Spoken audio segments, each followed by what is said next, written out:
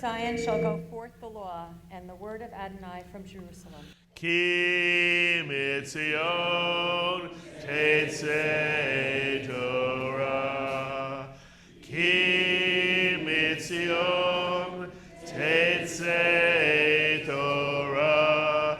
Udevar Adonai mirushalayim. Praised be the one who in holiness has given the Torah unto the people Israel. Baruch Shenatan Torah, Torah. Baruch Shenatan Torah, Torah. Le'amu Yisrael b'kedushato. Hear, O Israel, Adonai is our God, Adonai is one. Shema Yisrael, Adonai Eloheinu, Adonai Echad. I ask anyone who is young, not yet bar bat mitzvah, who would like to come forward to lead the Torah on Yom Kippur morning. How are you today? Are you the youngest one here? Maybe. Oh, he'll remember the synagogue the rest of his life. This is very, very, very, very sweet of you. Thank you for doing this. Thank you for doing this. Thank you for doing this. Thank you for doing this. Thank you. Okay? Good luck. Lecha Adonai hagevula v'hagevura v'hatiferet v'hanetzach v'hahod ki cho b'shamayim u'ba'aretz ki cho b'shamayim u'ba'aretz lecha Adonai hamamlacha ve'hamiknaseh lechu lerush. Please be seated.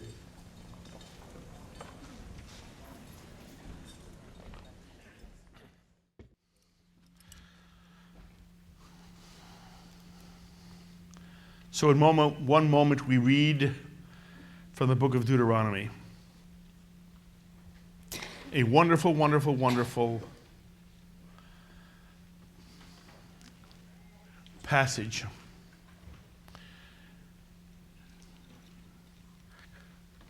From Sedra Atem Napos. And what is interesting, should be noted, it is not what is traditionally read in synagogues on Yom Kippur. This was a choice made by non-Orthodox Judaism. The passage is normally read as one about sacrifices having to do with the holiday. And instead, the passage we read, outside of the book of Genesis, which has all of the great, great fundamental, basic mythic stories of our tradition, starting with the creation story. And you understand, it's the creation story. It's not, in any sense, a historical or scientific description of how the world was created. It is a wondrous, wondrous introduction to the way the Jewish people have viewed what creation is all about. And then all the other stories in the books of Genesis are the same thing. Each one is another story that talks about how we view the world and how we view ourselves. There's no way to overstate the power of Genesis. The stories in Exodus, of course, are the stories of the birth of the Jewish people.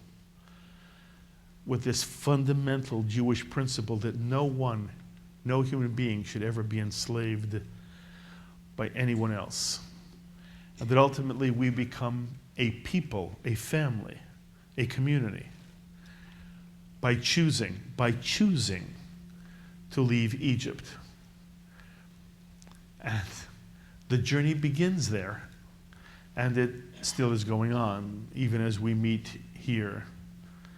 The journey of the Jewish people traveling through the wilderness of time, hoping to one day reach a promised land, what the Jewish tradition calls the Messianic era, the coming of the Messiah for all humanity. And it reminds us that the Jewish people are one large, wondrous family. Being Jewish is not being a member of a religion, it's being a member of a family that begins by leaving Egypt and then going to a Sinai, a mountain, and receiving this extraordinary gift, the gift of Torah. And I imagine to myself, when I look at the Torah in the Ark, it does not occur to me that this was given by God at Sinai. It doesn't occur to me. When I look at the Torah, it is a symbol of what a people, a family, a community has not only put together, but then interpreted, applied, made come real, generation after generation, as a way of embracing life. If anybody ever asks, what is Judaism? And by the way, the word Judaism in English, you understand, the word Judaism in English is a made-up word.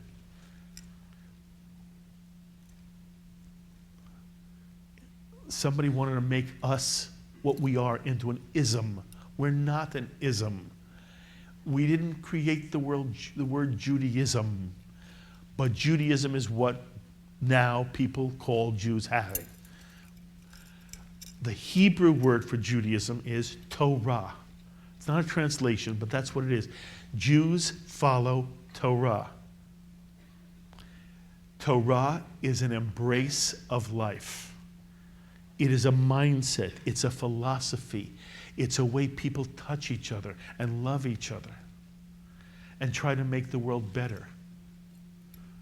And the Torah is the first layer of what our people try to say about life. And when one understands what the Torah is saying in its time, it is the most far-reaching, far-thinking, liberating, liberal text of all time. And it's only when one brings the 20th and 21st centuries to bear as criticism of the Torah that one thinks the Torah is in any way sexist, bigoted, superstition. The Torah at its time was an extraordinary document of liberation. But it's only the first layer, and I don't know how many of you see it like as I see it. When I look at the Torah in the Ark, when it lies here under its cover, about to be read by people who have become B'nai Mitzvah with this Chavurat, with Chavurat Aytz Chayim and Chavurat Deevray Torah, when I look at it, I see generations of rabbinic interpretation. I see all the love that ever went into becoming the Jewish family, the Jewish people, the Jewish community. That's what I see. When people say they love the Torah, when Jews hold the Torah and almost caress the Torah, and they march with the Torah, and they march up and around, and people kiss the Torah. What are they kissing? We're not kissing an object. You know, the Jew is never supposed to bow to any earthly anything.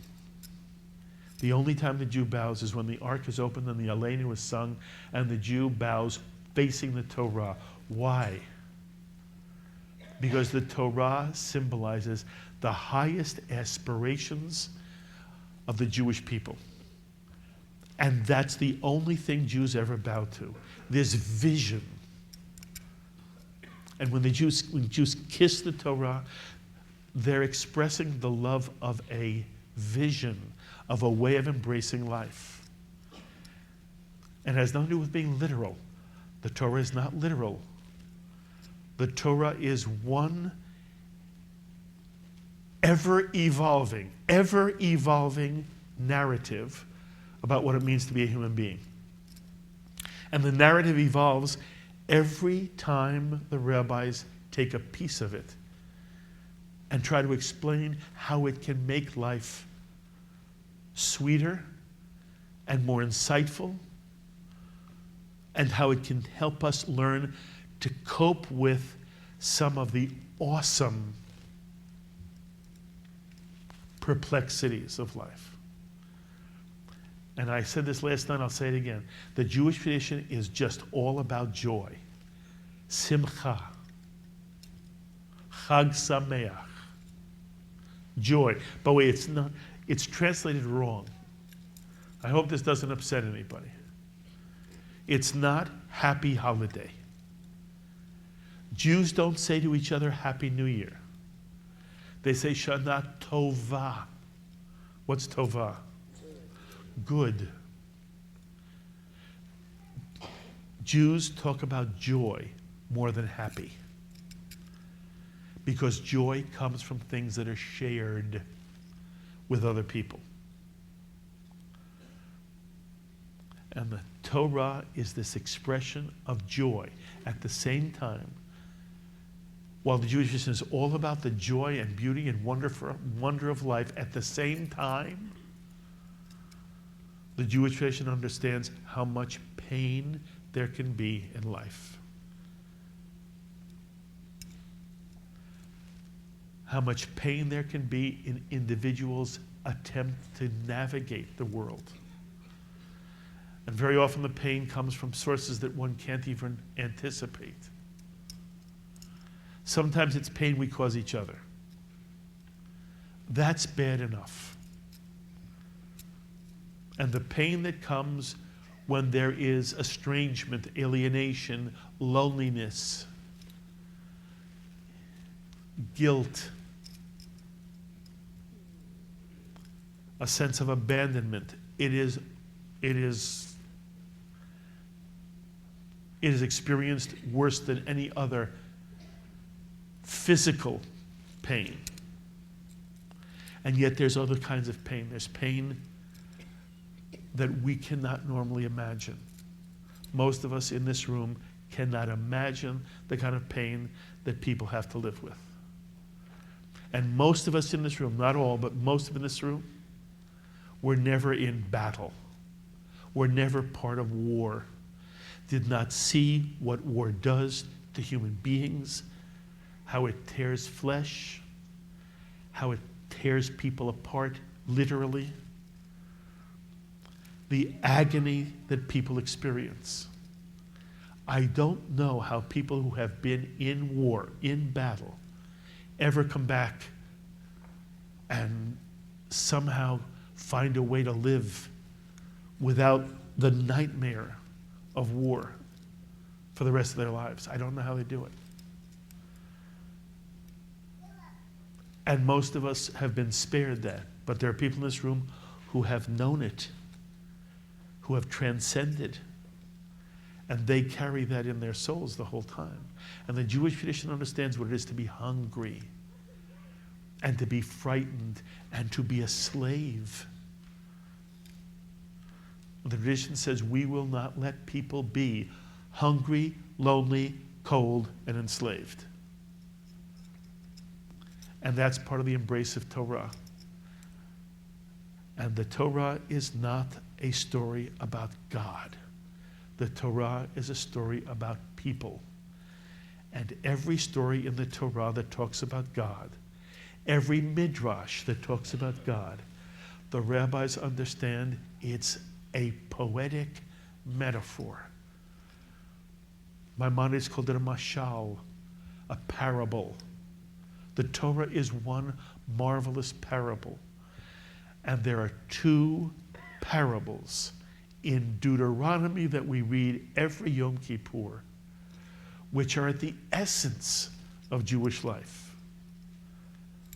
And they come from two lines of the Torah created by our people thousands of years ago, and then spun by the rabbis who created what you and I know as the Jewish tradition, what Torah really is. And the two parables in this Sedra that are read every Yom Kippur are,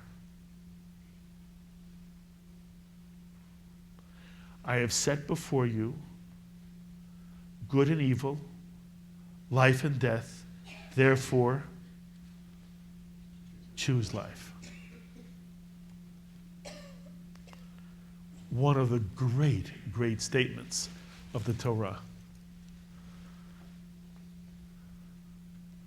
By the way, in the phrase choose life, which is the most important word? Choose.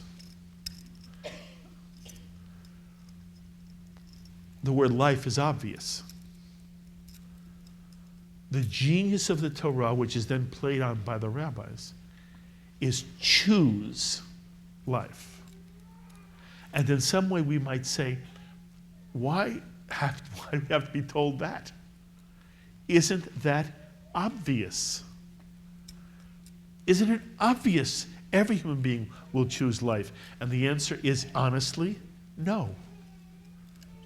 People don't choose life all the time. We don't choose life all the time. Because what the Torah means by life is not existence. There's an enormous difference between what the Jewish tradition means by life, a quality of life, a quality of companionship, of being aware of other people, and making sure one validates the other, uplifts the other, encourages the other, hugs the other, gets the other, wants the other's dreams to be realized, and is willing to work for those dreams for the other person, is able to say all the things we know should be said. Thank you, I'm sorry, I love you. And what can I do? What can I do to sweeten your life even more? And the Jewish tradition has evolved in its understanding of what it is to choose life. What once was meant by choosing life no longer is meant by choosing life. Choosing life means more. And our understanding of how one treats the different sexes, male and female, has evolved. What the Jew now means when it says choose life is no human being is ever to be denied all that she can be because she is a woman. When the Jewish tradition talks about person, the Jewish tradition talks about male and female. That both male and female are created in the image of God. I've mentioned Hartman a lot only because he wrote this great book, and for so long he was identified as one of the leading modern Orthodox thinkers. And he has come out now so strong in saying that the Jewish tradition within the Orthodox world now needs to grow in a more authentically Jewish way. And he was asked by a rabbi who wanted to say Kaddish in his congregation. And you know, to say the Kaddish you need in Orthodox Judaism 10 men. And he only had 9. And he asked Hartman what he should do. And Hartman said to him, "How many people are there?" He said, 9 men, and he said, "How many women?" Hartman said, "I didn't ask you how many men and women are there. I asked you how many people are there." People are people. And they come in different genders. They come in different forms. They come with different talents. They come with different biology. They make different contributions to the whole, but they're people. And that has been an evolving understanding of what the Jewish tradition means by choose life. So that if you look at the Jewish world, there is less and less of a distinction being made. In non-Orthodox Judaism, there's virtually no distinction made now. And that's changed in my life, in our lifetime. People in this room, we remember what it was to go into a synagogue, and you would never see a woman called to the Torah. You'd never see a woman rabbi. A woman what?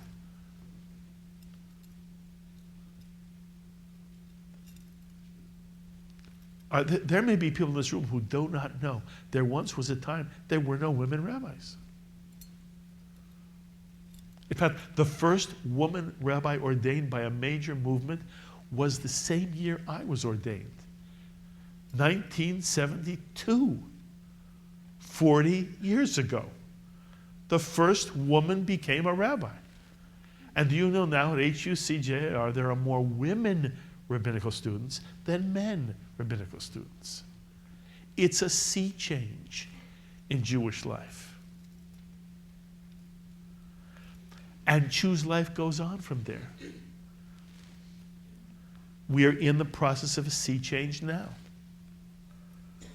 The Jewish tradition understands people come in different forms and they're all created with the spark of the divine, or in the poetry of the Torah, they're all created in the image of God. And we now understand there is no God in heaven or anywhere, no God anywhere who ever said, no God ever said, a man shall not lie with a man as with a woman. It is an abomination. There is no God who ever said that, ever in all of eternity. It's in the Torah, by the way. But it wasn't from God. It was a product of human beings who thought they were doing what was right thousands of years ago. And there are people today who quote that verse as if there's something godly to it.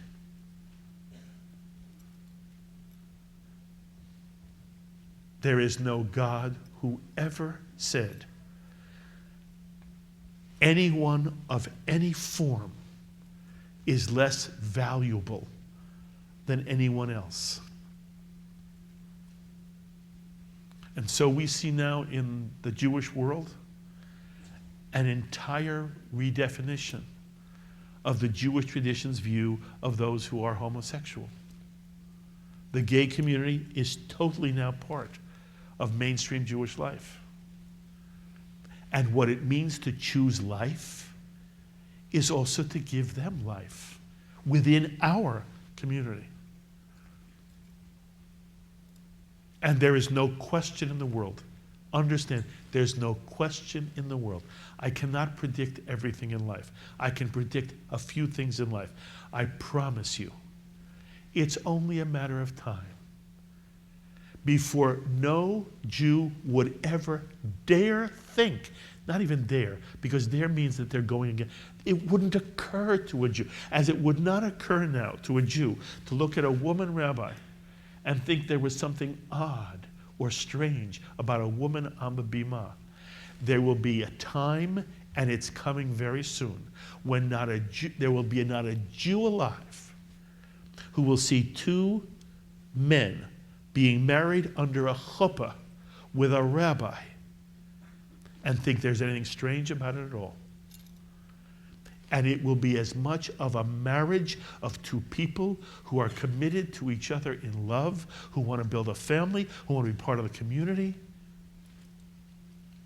and to have the feelings for each other that is meant by being Ezer, which is the poetry of Genesis. There's not a question in the world the entire Jewish community will embrace what is now popularly called gay marriage. It won't be gay marriage. It'll be marriage.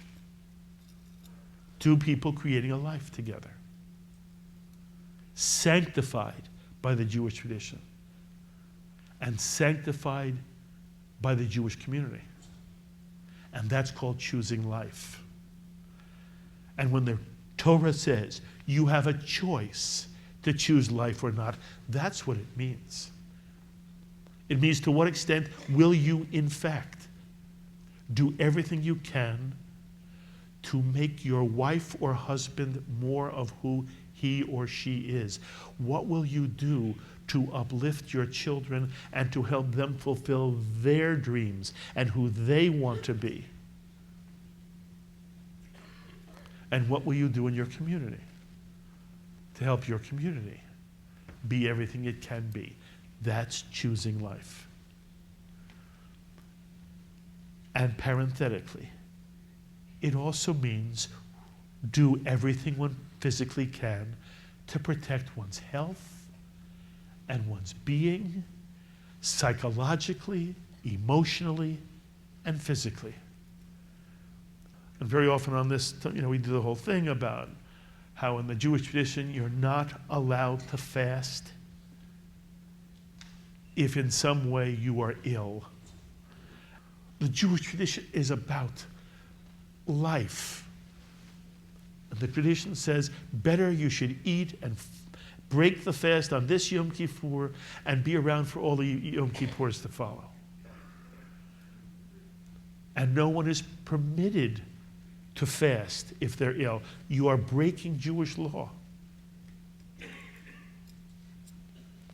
And that's the one wonderful image that is in this week's Sedra. And standing right next to it is what I believe is one of the 5 greatest verses in the Torah, which says, Lo Bashamayim He. Bashamayim is in the heavens. Lo is no, and He is it. Lo Vashamayim He, it is not in heaven. And the it refers to the Torah. Every one of us in this room is the inheritors of a Torah which our tradition says is not in heaven. That is an extraordinary gift to us. Without it, there's no choice. If the Torah were in heaven, we would simply have to follow it as if it were written in stone. It's not in heaven. It's in our mouths. It's in our ability to do and understand. If there's one great principle of Judaism, it's that the Torah doesn't belong to God. It belongs to us. And so I end with the Midrash that must be told on Yom Kippur, where there's a discussion of how you kosher an oven on Passover. A very gripping question that I know all of you struggle with. How do you kosher your oven for Passover? And the fight goes on in a yeshiva. And in the end, I've told it before using different names. Actually, Eliezer is the guy Eliezer is saying he knows how to kosher the oven. He's being challenged, and ultimately the challenge says, if the law is as I say it is, not the way you say it is, Eliezer, but if I'm right, let that brook running outside the window run upstream. And everybody looks out the window and bang, the stream runs upstream. The river runs upstream. And the rabbis say, who learns anything from a brook? And the rabbi says, if the law is as I say it is, let the tree that is running by, that's standing by the brook, let that tree prove that I am right. And lo and behold, everybody looks out the window and the tree jumps 3 cubits. And the rabbis say, who learns anything from a tree? And the rabbi says, if the law is as I say it is, let the walls of this yeshiva prove it. And the walls begin to collapse. And a rabbi jumps up and says, rabbis would debate a point of law, you would dare fall on them? And the walls don't go back, but they stay right where they are to this day. And finally, the big gun is taken out.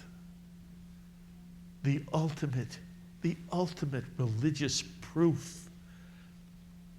Ultimate religious proof is chosen.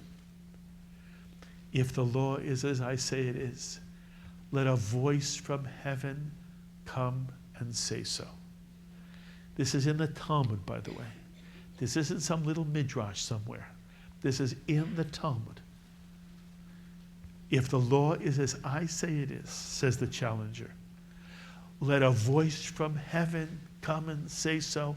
And wouldn't you know, a voice from heaven, the still small voice says, what are you giving him problems? What are you hocking him for? The law is as he says it is.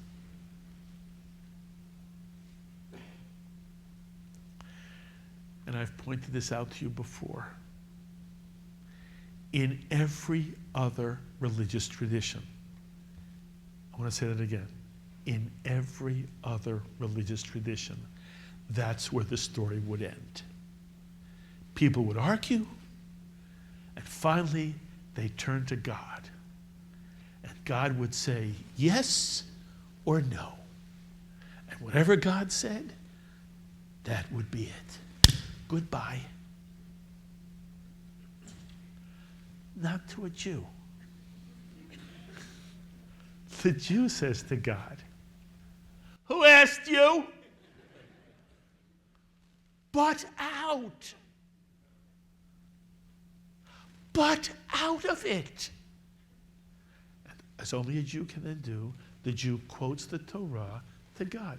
You wrote, Lo bashamayim hi. The Torah is not in heaven. You wrote that. You wrote the Torah is not in heaven. It's not too hard. It's in your heart, in your mouth. From now on, we want you to butt out. We'll decide how to kosher an oven and what it means to love your neighbor as yourself, and how one lives a life where what is hurtful to one would never do to another, and what it means to choose life. We'll decide. Thank you very much. Have a nice life. And lest anyone wonder how the God of the Jewish people took this butt out, the Midrash continues.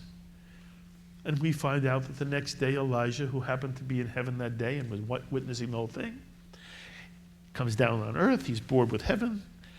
The problem of heaven is it's very boring. And the rabbis who were there meet him and they say, oh, Elijah, what did God say when he was told to butt out? And Elijah says, you know what? God smiled and said, my children have won. My children have won. From now on, I butt out. It's for them to figure out. They will decide how to kosher an oven, what to do on Pesach, what to do on Yom Kippur, and most important, what to do to bring a world of loveliness to fruition. how they will take this wonderful world that they've been given, a very good world, not an excellent world, not a perfect world, a very good world. Their job will be to move very good to wonderful. I stay out of it. That's an extraordinary religious view of existence. Our God says it's for you to do. And I've argued over and over again, there is no God in heaven who punishes or who saves. The Jewish tradition very strongly believes there is a real Yud, He, Vav, He in this universe. And I believe most of us sometimes think it's true. And a lot of times think it's a very beautiful story. And the Jewish tradition says it doesn't matter whether you think it's true. It doesn't matter whether you think it's a story. Act as if it's true. That's the Jewish genius. We'll never know if there really is a God. And by God we mean only two things: conscious caring. Is there in this universe a conscious caring that cares what we do and how we live and how we act? What we mean by God is conscious caring. Is there a conscious caring behind this universe? We'll never know for sure. That's why it's called faith. The Jewish tradition says, I don't care what you believe. Just live as if it's true every day of your life. Live every day of your life as if there is in heaven a conscious caring that makes it matter how lovely you are. Out of the depths of your loveliness, be more lovely. Choose life every day. And understand the Torah is in your heart, in your soul, in your capability to enrich and sweeten and appreciate everything and everybody in your world. That is the message of this Torah reading. It is the message of Yom Kippur every year. And hopefully as we begin this new year together, it is an image that we can hold close to our hearts as we build a sweeter, lovelier world for everyone we know and love. And we all say,